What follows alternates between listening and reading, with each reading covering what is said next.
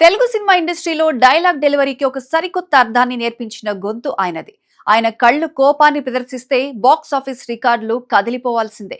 Villain గా మెప్పించి comedy విలనిజంతో నవ్వించి హీరోగా వందల కోట్ల వసూళ్లు సాధించి ఇండస్ట్రీలో కలెక్షన్ కింగ్ అనిపించుకున్న ఏకైక నటుడు మంచు మోహన్ బాబు. కానీ ఈ సింహాసనం ఆయనకు ఊరికే రాలేదు. దీని వెనుక ఒక సాధారణ పీఈటీ టీచర్ పడిన కన్నీళ్లు, అవమానాలు, ఆకలి బాధలు ఉన్నాయి. జీరో నుండి సుప్రీం స్టార్ గా ఎదిగిన మోహన్ బాబు అసలు సిసలు లైఫ్ స్టోరీ ఈ రోజు వీడియోలో చూద్దాం. మోహన్ బాబు అసలు పేరు మంచు భక్తవత్సలం నాయుడు. ఈయన 1952 మార్చి 19న చిత్తూరు జిల్లా తిరుపతి దగ్గరున్న మోదుగులపాలెం అనే గ్రామంలో జన్మించారు. తండ్రి నారాయణస్వామి నాయుడు ఒక స్కూల్ హెడ్ మాస్టర్. ఇంట్లో క్రమశిక్షణ చాలా ఎక్కువగా ఉండేది. చదువు పూర్తయ్యాక మోహన్ బాబుకి సినిమాలపై ఉన్న పిచ్చితో మద్రాస్ రైలెక్కారు. కానీ సినిమాలో అవకాశం రావటం అంత ఈజీ కాదు కదా. మొదట్లో పొట్టకుటి కోసం వైఎంసీఏ కాలేజీలో ఫిజికల్ ఎడ్యుకేషన్ ఇన్స్ట్రక్టర్ గా కొన్నాళ్లు పనిచేశారు. ఆ ఉద్యోగం చేస్తూనే సినిమా ఆఫీసులు చుట్టూ తిరిగేవారు. కొన్ని రోజులు డైరెక్షన్ డిపార్ట్మెంట్ లో అసిస్టెంట్ గా కూడా పనిచేశారు. తిండి లేక, ఉండడానికి ఇల్లు లేక మద్రాస్ వీధుల్లో ఎన్నో రాత్రులు ఆకలితో అలమటించారు.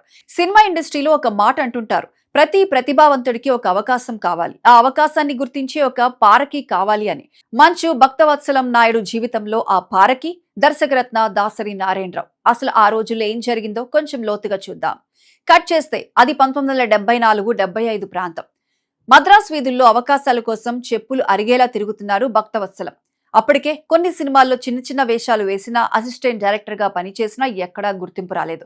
పైగా జేబులో రూపాయి లేదు. రూమ్ రెంట్ కట్టలేక, తిండికి డబ్బులు లేక తీవ్రమైన డిప్రెషన్ లో ఉన్నారు. ఇక నా వల్ల కాదు, ఊరికి తిరిగి వెళ్లిపోదాం అని డిసైడ్ అయిపోయిన ల్యాండ్ మార్క్ క్షణం అది. సరిగ్గా అదే సమయంలో దర్శకుడు దాసరి నారాయణరావు స్వర్గం నరకం అనే సినిమాను ప్లాన్ చేస్తున్నారు. ఆ సినిమాలో నలుగురు కొత్త కుర్రాళ్లను పరిచయం చేయాలనేది దాసరి ఆలోచన. ఒకరోజు దాసరి ఆఫీస్ లో భక్తవత్సలం నాయుడు నిలబడి ఉన్నాడు. దాసరి ఆ కుర్రాన్ని పైనుంచే కింద దాకా చూశారు. 6 అడుగుల పొడవు, పదునైన కళ్ళు. అన్నింటికీ మించి ఆ కుర్రాడు మాట్లాడినప్పుడు బేస్ వాయిస్ లో ఉన్న గంభీరత్వం, ఆ గొంతులో ఉన్న ఒక రకమైన కసి దాసరి గారిని బాగా ఇంప్రెస్ చేశాయి. ఒక్క నిమిషం ఆలోచించి, రేపటి నుంచి నువ్వు నా సినిమాలో యాక్ట్ చేస్తున్నావు, క్యారెక్టర్ చాలా పవర్ఫుల్ గా ఉంటుంది అని చెప్పేశారు. మాట వినగానే భక్తవత్సలం కళ్లలో నీళ్లు తిరిగాయి. భక్తవత్సలం అనే పేరును మార్చి మోహన్ బాబు అని నామకరణం చేసింది కూడా దాసరి నారాయణరావు గారే. అలా 1975 నవంబర్ 22న స్వర్గం నరకం సినిమా థియేటర్లోకి వచ్చింది. సినిమాలో మోహన్ బాబు పాత్ర ఒక స్టైలిష్ సెటారికల్ విలన్. అప్పటి వరకు తెలుగు స్క్రీన్ మీద చాలా మంది విలన్లను చూసిన ఆడియన్స్ కు మోహన్ బాబు నటన ఒక షాక్ ఇచ్చింది. డైలాగ్ చెప్తూ ఆయన చూపించే వింత మేనరిజమ్స్, ఆ వాయిస్ మాడ్యులేషన్ థియేటర్స్ లో ఉన్న జనాలకి విపరీతంగా నచ్చేశాయి. సినిమా మ్యాసివ్ బ్లాక్ బస్టర్ హిట్ అయింది. ఉత్తమ చిత్రంగా నంది అవార్డును కూడా గెలుచుకుంది. ఒక్క రాత్రిలో జాతకం మారిపోవడం అంటే ఏంటో మోహన్ బాబు విషయంలో రుజువైంది. నిన్నటి వరకు మద్రాస్ వీధుల్లో ఎవరు అని అడిగే నాదుడు లేని ఆ భక్తవత్సలం ఈ రోజు ఇండస్ట్రీ మొత్తం మాట్లాడుకునే మోహన్ బాబుగా మారిపోయాడు. ప్రతి ఒక్కరి చూపు, ప్రతి పెద్ద ప్రొడ్యూసర్ కన్ను మోహన్ బాబు మీదే పడింది. ఇక నుంచే టాలీవుడ్ లో కలెక్షన్ కింగ్ సామ్రాజ్యానికి పునాది పడింది. ఒక్క సినిమాతో మోహన్ బాబు అనే పేరు ఇండస్ట్రీలో మారుమోగిపోయింది. ఆ తర్వాత ఆయన వెనక్కి తిరిగి చూసుకోవాల్సిన అవసరమే రాలేదు. ఆఫీసుల చుట్టూ తిరిగిన ఆ కాళ్లే ఇప్పుడు వరుస ఆఫర్లతో బిజీ అయిపోయాయి. అయితే ఆ సమయంలో మోహన్ బాబుకి ఎక్కువగా వచ్చింది విలన్ పాత్రలే. కానీ ఇక్కడే మోహన్ బాబు తనలోని అసలైన నటుడిని, తన బ్రెయిన్ ని వాడారు. అప్పటి వరకు తెలుగు సినిమాలో విలన్ అంటే ఎలా ఉండేవారు? గంభీరంగా చూడటం, రౌడీలను పంపి కొట్టించడం, క్రూరంగా నవ్వటం, ఇది రొటీన్ స్టైల్. కానీ మోహన్ బాబు ఆ రొటీన్ రూట్ ని పూర్తిగా మార్చేశారు. నేను క్రూరమైన విలన్ ని మాత్రమే కాదు, నవ్విస్తూనే విలనిజం పండించగలను అని ప్రూవ్ చేశారు. అలా టాలీవుడ్ లో కామెడీ విలనిజం అనే ఒక సరికొత్త ట్రెండ్ కి శ్రీకారం చుట్టారు మోహన్ బాబు. ఈ ట్రెండ్ లో మనం ఖచ్చితంగా మాట్లాడుకోవాల్సిన మొదటి సినిమా 1978లో వచ్చిన శివరంజని. దాసరి నారాయణరావు డైరెక్ట్ చేసిన ఈ సినిమాలో మోహన్ బాబు నటన ఆడియన్స్ ను కడుపుబ్బా నవ్వించింది. అదే సమయంలో విలన్ గా ఆయన పాత్రపై కోపం వచ్చేలా చేసింది. డైలాగ్స్ మధ్యలో ఆయన పెట్టే వింత నవ్వులు, చూపులు థియేటర్లో నవ్వుల పువ్వులు పూయించాయి. ఇక అదే ఏడాది వచ్చిన మరో సంచలనం 16 ఏళ్ల వయసు. రాఘవేంద్రరావు దర్శకత్వంలో శ్రీదేవి, చంద్రమోహన్ లీడ్ రోల్స్ చేసిన ఈ సినిమాలో మోహన్ బాబు చేసిన సింగరాజు పాత్ర తెలుగు సినీ చరిత్రలోనే one of the best villain characters అని చెప్పాలి. ఆ పల్లెటూరి కపట బుద్ధి ఉన్న కామాంధుడి పాత్రలో ఆయన పండించిన విలనిజం, ఆ మేనరిజమ్స్ చూసి ఆడియన్స్ థియేటర్స్ లో క్లాప్స్ కొట్టారు. సింగరాజు ల్యాండ్ అయ్యాడు అనే రేంజ్ లో ఆ క్యారెక్టర్ పాపులర్ అయింది. ఆ తర్వాత 1979లో ఎన్టీఆర్ తో కలిసి చేసిన డ్రైవర్ రాముడి సినిమా బాక్సాఫీస్ దగ్గర ఒక పెద్ద సంచలనం. ఈ సినిమాలో ఎన్టీఆర్ లాంటి మాస్ పవర్ హౌస్ కు ధీటుగా విలనిజం పండించి టాలీవుడ్ లో తన ప్లేస్ ఏంటో గట్టిగా ఫిక్స్ చేసుకున్నారు మోహన్ బాబు. ఒకవైపు నటరత్న ఎన్టీఆర్, మరోవైపు నట సామ్రాట్ ఏఎన్ఆర్, ఇంకోవైపు superstar Krishna, collection king Sobhan Babu, ఇలా టాలీవుడ్ ని ఏలుతున్న నలుగురు అగ్ర హీరోల సినిమాల్లో Mohan Babu most wanted villain గా మారిపోయారు. డైరెక్టర్లు, ప్రొడ్యూసర్లు విలన్ క్యారెక్టర్ రాసుకున్నారంటే మొదట గుర్తొచ్చే పేరు మోహన్ బాబు మాత్రమే. ఎంత పెద్ద స్టార్ హీరో సినిమా అయినా సరే మోహన్ బాబు స్క్రీన్ మీదకి ఎంట్రీ ఇస్తే ఆ హీరో ఫ్యాన్స్ కూడా సైలెంట్ అయిపోయేంత క్రేజ్ ఆయన సొంతం చేసుకున్నారు. హీరోలతో సమానంగా డైలాగ్స్ చెప్పడం, సిగరెట్ తాగడంలో డిఫరెంట్ స్టైల్స్ చూపించడం, బాడీ లాంగ్వేజ్ తోనే సీన్ ని డామినేట్ చేయడం మోహన్ బాబుకే సాధ్యమైంది. ఒక రకంగా చెప్పాలంటే ఆ కాలంలో హీరోలకు ఎంత రెమ్యూనరేషన్, ఎంత బిజీ షెడ్యూల్స్ ఉండేవో విలన్ గా మోహన్ బాబుకి కూడా అంతే డిమాండ్ ఉండేది. పొద్దున్న ఒక హీరో సినిమాలో విలన్ గా నటిస్తే మధ్యాహ్నం మరో పెద్ద హీరో సినిమాలో విలన్ గా యాక్ట్ చేసేంత బిజీగా మారిపోయారు. అలా విలన్ గా టాలీవుడ్ ఒక ఊపు ఊపేసిన మోహన్ బాబు లోపల నేను కేవలం విలన్ గానే ఉండిపోకూడదు, అసలు ఒక విలన్ ఇమేజ్ ఉన్న నటుడు టాలీవుడ్ లో హీరోగా మారడం అంటే ఆ రోజులో ఎంత పెద్ద సాహసమో తెలుసా? జనాలు ఒప్పుకుంటారా, ఫ్యాన్స్ ఆదరిస్తారా అనే ఎన్నో అనుమానాలు. కానీ మోహన్ బాబు నిఘంటువులో అసాధ్యం అనే మాటే లేదు. 1978లో వచ్చిన ఖైదీ, కాళిదాసు సినిమాతో ఆయన హీరోగా తన అదృష్టాన్ని పరీక్షించుకున్నారు. నటుడిగా మంచి మార్కులే పడ్డా విలన్ ముద్ర బలంగా ఉండటంతో బయట నిర్మాతలు ఆయనతో హీరోగా సినిమాలు తీయడానికి కాస్త వెనుగడుగు వేశారు. అప్పుడే మోహన్ బాబు ఒక గట్స్ ఉన్న నిర్ణయం తీసుకున్నారు. నాతో వేరే వాళ్ళ సినిమా తీయకపోతే ఏంటి, నా సినిమా నేనే తీస్తా అని ఛాలెంజ్ చేసి 1982లో తన కుమార్తె పేరు మీద శ్రీ లక్ష్మీ ప్రసన్న పిక్చర్స్ అనే సొంత బ్యానర్ ని స్థాపించారు. ఈ ఒక్క నిర్ణయం ఆయన కెరీర్ ని నెక్స్ట్ లెవెల్ కి తీసుకువెళ్ళింది. ఈ బ్యానర్ లో సినిమాలు చేస్తూ కసిగా ఎదురు చూస్తున్న మోహన్ బాబుకి 1990లో రాఘవేంద్రరావు దర్శకత్వంలో వచ్చిన అల్లుడు గారు సినిమా టాలీవుడ్ ను ఒక ఊపు ఊపేసింది. ఈ సినిమాలో Mohan Babu comedy timing, emotional acting చూసి ఆడియన్స్ ఫిదా అయిపోయారు. ఇక ఆ మరుసటి ఏడాది అంటే 1991లో వచ్చిన అసెంబ్లీ రౌడీ థియేటర్లను బద్దలు కొట్టింది. నేను తిన్నది ముక్క, నేను విన్నది ముక్క అంటూ మోహన్ బాబు చెప్పిన డైలాగ్స్, ఆ వెంటనే వచ్చిన రౌడీ గారి పెళ్లం కూడా మాసివ్ బ్లాక్ బస్టర్ హిట్ అయింది. వరుసగా ఈ 3 సినిమాలు బాక్సాఫీస్ దగ్గర కలెక్షన్ల సునామీ సృష్టించాయి. ఏ థియేటర్ చూసినా హౌస్ఫుల్ బోర్డులే, డిస్ట్రిబ్యూటర్లకు, ప్రొడ్యూసర్లకు కాసుల వర్షమే. బాక్సాఫీస్ దగ్గర ఆయన సృష్టించిన ఈ కలెక్షన్ల హంగామా చూసి ట్రేడ్ వర్గాలు మరియు అభిమానులు ఆయనకు బిరుదుగా ఇచ్చారు. అదే కలెక్షన్ కింగ్. కలెక్షన్ కింగ్ గా టాలీవుడ్ ను రూల్ చేస్తున్న సమయంలో మోహన్ బాబు తన జీవితంలోనే మర్చిపోలేని ఒక అద్భుతాన్ని చేశారు. అది 1993 తనకి దైవ సమానుడైన విశ్వవిఖ్యాత నట సార్వభౌమ నందమూరి తారక రామారావుతో కలిసి మేజర్ చంద్రకాంత్ సినిమాను నిర్మించారు. అప్పటికే ఎన్టీఆర్ రాజకీయాల్లో బిజీగా ఉన్న తన తమ్ముడు లాంటి మోహన్ బాబు అడగగానే ఈ సినిమా చేయడానికి ఒప్పుకున్నారు. ఎన్టీఆర్ గంభీరమైన నటన, మోహన్ బాబు మాస్ ఎనర్జీ కలిసి ఈ సినిమాని తెలుగు సినీ చరిత్రలోనే వన్ ఆఫ్ ద బిగ్గెస్ట్ దేశభక్తి చిత్రంగా నిలబెట్టాయి. కానీ మోహన్ బాబు కెరీర్ లోనే అల్టిమేట్ పీక్, టాలీవుడ్ హిస్టరీలోనే ఒక మైలురాయి లాంటి సినిమా 1995లో వచ్చింది. అదే పెద్దరాయుడు. తమిళ సినిమా నాటామై చూసి ఈ కథ తెలుగులో ఖచ్చితంగా హిస్టరీ క్రియేట్ చేస్తుందని నమ్మారు మోహన్ బాబు. ఈ సినిమాలో ఒక పవర్ఫుల్ ఫ్లాష్ బ్యాక్ క్యారెక్టర్ ఉంది. దానికోసం మోహన్ బాబు తన friend Kollywood super star Rajinikanth ని అడిగారు.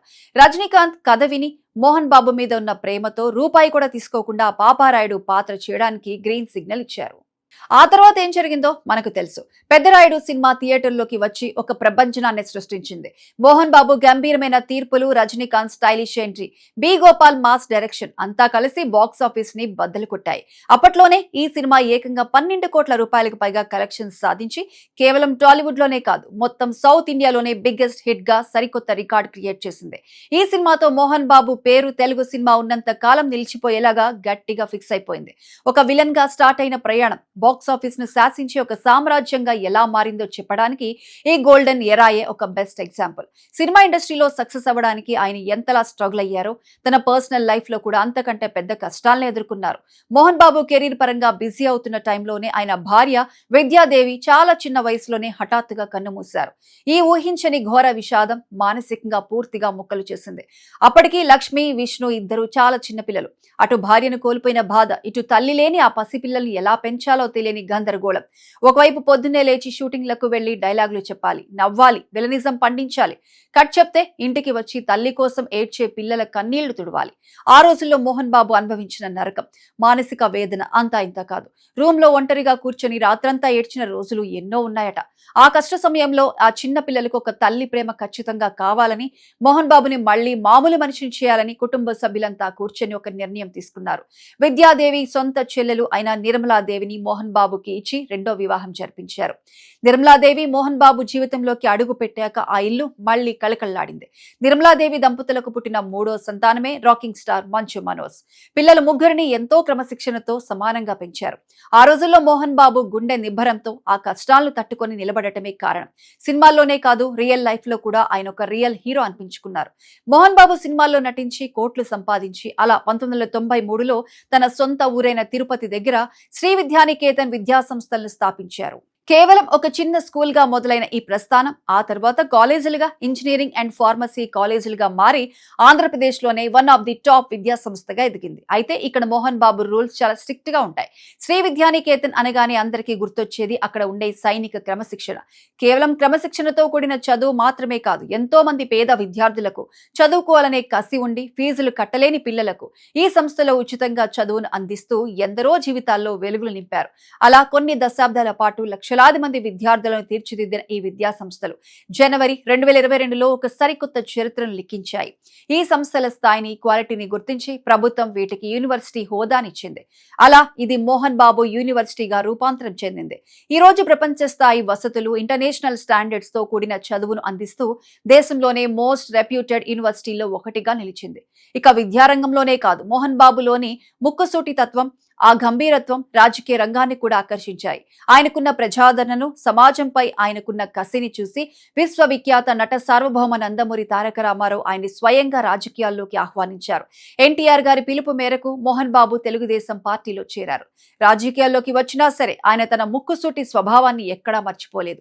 ఎవరికీ భయపడకుండా ప్రజా సమస్యలపై గొంతు విప్పే మోహన్ బాబు గారిని ఎన్టీఆర్ పేదల సభకు పంపాలని డిసైడ్ చేశారు. అలా 1995లో మోహన్ బాబు రాజ్యసభ సభ్యుడు ఎన్నికయ్యారు. 1995 నుండి 2000 వరకు 5 సంవత్సరాల పాటు పార్లమెంట్లో ఎంపీగా ఆయన అందించిన సేవలు నిజంగా అద్భుతం. సినిమాలో డైలాగ్స్ ఎలాగైతే పేల్చారో పార్లమెంట్లో కూడా ప్రజా సమస్యల మీద, ముఖ్యంగా పేద ప్రజల హక్కుల మీద అంతే పవర్ఫుల్ గా గర్జించారు. ఆ కాలంలో పార్లమెంట్లో మోహన్ బాబు మాట్లాడుతుంటే దేశంలోని పెద్ద పెద్ద రాజకీయ నాయకులు సైతం ఆయన గొంతులోని గంభీరత్వానికి, ఆయన అడిగే ప్రశ్నలకి ఆశ్చర్యపోయేవారు. ఒక నటుడిగా, ఒక విద్యాదాతగా, ఒక ఎంపీగా తను అడుగుపెట్టిన ప్రతి రంగంలోనూ తనదైన ముద్ర వేసి తానేంటో ప్రూవ్ చేసుకున్న వ్యక్తి మంచు మోహన్ బాబు. కాలం మారుతోంది, జనరేషన్స్ మారుతున్నాయి, కానీ ఇండస్ట్రీలో కొందరి స్థానం మాత్రం ఎప్పటికీ మారదు. ఒక సాధారణ మనిషిగా రూపాయి లేకుండా మద్రాస్ రైలెక్కిన ఒక కుర్రాడు టాలీవుడ్ లో నటుడిగా అడుగుపెట్టి అప్రతిహతంగా సాగించిన ప్రస్థానం నిన్న మొన్నటితో ఏకంగా 50 సంవత్సరాలు పూర్తి చేసుకుంది. అయితే ఈ 50 ఏళ్ల ప్రయాణంలో అన్ని విజయాలే లేవు. గడిచిన కొన్నేళ్లుగా మోహన్ బాబు కాలం అంతగా కలిసి రాలేదు. ఆయన లీడ్ రోల్స్ చేసిన గాయత్రి కానీ, ఆ తర్వాత వచ్చిన సన్ ఆఫ్ ఇండియా వంటి సినిమాలు బాక్సాఫీస్ దగ్గర ఘోరంగా ఫెయిల్ అయ్యాయి. దీంతో సోషల్ మీడియాలో, ఇండస్ట్రీ వర్గాల్లో రకరకాల కామెంట్స్ వినిపించాయి. ఇప్పుడు సరిగ్గా ప్రస్తుతం 2026లో Mohan Babu Tollywood హిస్టరీలోనే most powerful క్యామియోకి ready అవుతున్నారు. తన కెరీర్ ఎక్కడైతే స్టార్ట్ అయిందో అంటే విలనిజంతోనే ఇప్పుడు నెక్స్ట్ జనరేషన్ డైరెక్టర్లతో కలిసి బాక్సాఫీస్ పై దండయాత్రకు వస్తున్నారు. నేచురల్ స్టార్ నాని హీరోగా వస్తున్న most awaited movie Paradise, director Ajay Bhupathi దర్శకత్వంలో వస్తున్న శ్రీనివాస మంగాపురం అనే సినిమాలతో కూడా మోహన్ బాబు ఒక మైండ్ బ్లోయింగ్ క్యారెక్టర్ చేస్తున్నారు. మరి మోహన్ బాబు నటనలో మీకు నచ్చిన సినిమా ఏంటో కింద కామెంట్ సెక్షన్ లో మాతో షేర్ చేసుకోండి. వీడియో నచ్చితే లైక్ చేయండి, షేర్ చేయండి, సబ్స్క్రైబ్ చేసుకోండి.